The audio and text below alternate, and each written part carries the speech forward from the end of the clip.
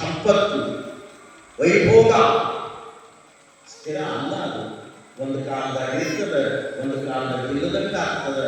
ಏರು ಬೇರು, ನೋವು, ನಲಿವು, ಕಷ್ಟ, ಸಮಸ್ಯೆ, ಸಂಕಟ, ಎಲ್ಲ ದುಃಖಗಳ ಮಧ್ಯದೊಳಗ ಮನುಷ್ಯನ ಬದುಕು ಸಾಧ್ಯ.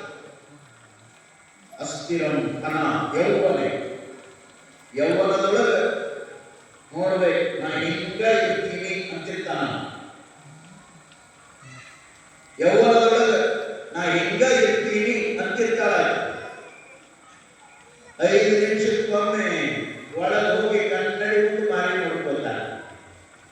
ಚಲೋ ಚಲೋ ಯೌವನ ಹಿಂಗ ಹಿಂಗ ಹಿಂಗ ಹಿಂಗ ಅನ್ನೋದ್ರಾಗ ಮನೆ ಆಗಿರ್ತಾರ. ಯಾಕಂದ್ರೆ ವಯಸ್ಸು ಅಂತ ಆಗೋದಿಲ್ಲ. ಅದು ಕೂಡ ಸ್ಥಿರ ಅಲ್ಲ, ಶಾಶ್ವತ ಅಲ್ಲ. ಶಿಶುವವಸ್ಥೆ, ಬಾಲ್ಯಾವಸ್ಥೆ, ಯೌವನಾವಸ್ಥೆ, ವೃದ್ಧಾವಸ್ಥೆ, ಒಂದು ದಿನ ಬದುಕಿನ ಕೊನೆ. ಅಸ್ಥಿರ ಧನ ಯೌವನೆ, ಅಸ್ಥಿರ ಪುತ್ರ ಧನಾಶ್ಚ. ಪುತ್ರರು, ಮಕ್ಕಳು, ಮೊಮ್ಮಕ್ಕಳು, ನಿನ್ನ ಮನೆತನದ ವಂಶ ಬಳಗ ಎಲ್ಲರೂ ಶಾಶ್ವತ ಅಂತ ತಿಳ್ಕೊಂಡಿದ್ದೀಯಲ್ಲ, ಇದು ಕೂಡ ಶಾಶ್ವತ ಅಲ್ಲ, ಇದು ಕೂಡ ಅಶಾಶ್ವತ. ಈ ಮಾತುಗಳನ್ನು ಹೇಳಿ ಬಲ್ಲವರು ಹೇಳಿದ್ರು. ಹಾಗಾದ್ರೆ ಯಾವುದು ಈ ಜಗತ್ತಿನೊಳಗೆ ಸ್ಥಿರವಾಗಿರುವಂತಹದ್ದು? ಇವೆಲ್ಲ ಸ್ಥಿರ ಅಂದ್ರು. ಮುಂದೆ ಹೇಳ್ತಾರೆ, ಕೊನೆಯ ಮಾತಿನೊಳಗ ಸ್ಥಿರವಾದದ್ದು ಯಾವುದು ಅನ್ನುವುದನ್ನು ಹೇಳ್ತಾರೆ. ಧರ್ಮ, ಕೀರ್ತಿ, ದ್ವಯಂ ಸ್ಥಿರಂ. ದ್ವಯಂ ಅಂದ್ರೆ 2, ಒಂದು ಧರ್ಮ, ಒಂದು ಕೀರ್ತಿ. ನಿನ್ನ ಧರ್ಮ ನಿನ್ನನ್ನು ಉಳಿಸ್ತದೆ, ನಿನ್ನನ್ನು ಕಾಪಾಡುತ್ತದೆ. ನೀನು ಮಾಡಿದ ಸತ್ಕಾರ್ಯ ಅದು ನಿನಗೆ ಕೀರ್ತಿಯಾಗಿ ನಿನ್ನ ಬದುಕನ್ನು ಬೆಳಗುತ್ತದೆ. ಒಂದು ವೇಳೆ ಸತ್ಕಾರ್ಯವನ್ನ ಮಾಡಲಾರದೆ ದುಷ್ಕಾರ್ಯವನ್ನ ನೀನು ಮಾಡಿದೆ ಅಂದ್ರೆ ಅಪಕೀರ್ತಿ ಅನ್ನೋದು ಕಾಲ ಕಾಲಕ್ಕೂ ನಿನ್ನ ಕಾಡುತ್ತದೆ. ಇವೆರಡೇ. ಅದಕ್ಕೆ ಅನ್ನೋದಿಲ್ಲ ಏನ್ರಿ, ಏನೈತ್ರಿ ಜೀವನದೊಳಗ ಎಲ್ಲ ಇಲ್ಲೇ ಬಿಟ್ಟು ಹೋಗೋದದ, ಹೋಗೋ ಮುಂದೆ ಏನು ತಗೊಂಡು ಹೋಗೋದದ ರೀ? ಏನೋ ತಗೊಂಡು ಹೋಗಂಗಿಲ್ಲ. ಇರೋ ತರ ಬೆಳ್ಳಿ ಹಾಕೋ, ಬಂಗಾರ ಹಾಕೋ, ವಜ್ರ ಹಾಕೋ, ವೈಡೂರ್ಯ ಹಾಕೋ, ಎಲ್ಲ ಹಾಕೊಂಡಿರು. ನೀವು ಹೋದ್ಗಳ ತಕ್ಕೊಳ್ಳೋರು ಬೇರೆ ಕೊಡ್ತಾರೆ, ಕಾಯ್ಕೊಂಡು ತಕ್ಕೊಂಡ ಮೇಲೆ ಹೊಡ್ಕೊಳ್ತಾರೆ ಬಾಯಿ ಬಾಯಿ. ಇಲ್ಲಾಂದ್ರೆ ಸುದ್ದಿನ ಮಾಡಂಗಿಲ್ಲ. ಎಲ್ಲೇ ನೀವು ಏನೇನದಾವ ಎಲ್ಲ ಪಚ್ಚ ಮಾಡ್ಕೊಂಡು ಇಟ್ಕೊಂಡ ಮೇಲೆ ಪಬ್ಲಿಕ್ ಮಾಡೋದು, ಸುದ್ದಿ ಮಾಡೋದು. ಹೌದಲ್ಲ? ಅದಕ್ಕಾಗಿ ಏನು ತಗೊಂಡು ಹೋಗ್ತೀವಿ ಜೀವನದೊಳಗ ಅಂದ್ರ ಜ್ಞಾನಿಗಳೇ ಹೇಳ್ತಾರೆ, 2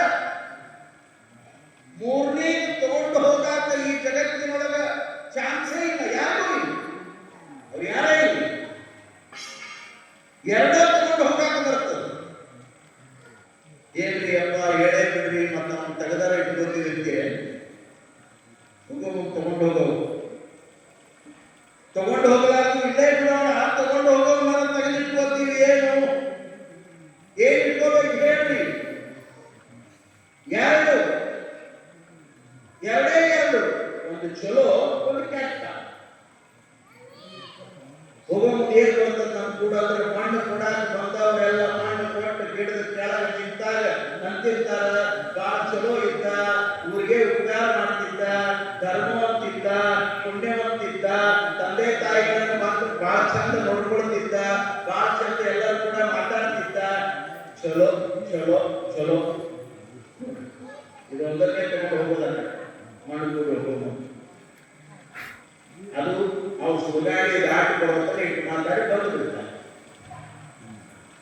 ಮುಂದೆ 11ನೇ ದಿವಸದ ಹೋಗಿ ಹುಡುಗಿ ಉಣ್ಣಮಗೂ ಒಂದಿಟ್ಟು ಮಾತಾಡ್ತಾರೆ.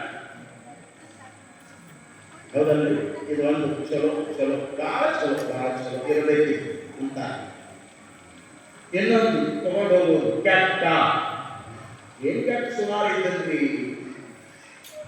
ಜೀವನದ ದುಃಖ ಬರೇ ಕೆಟ್ಟದಾಗ ಮಾಡಿದ.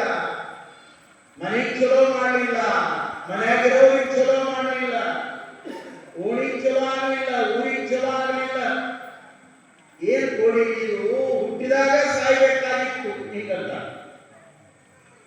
ಇವೆರಡ ನೋಡಿ ಸರ್ಟಿಫಿಕೇಟ್ ಬರುವುದು ನಮ್ಮ ಜೊತೆಗೆ. ಮೂರನೇ ಇಲ್ಲ ಇವರು ಈ ಜಗತ್ಯಾಗ.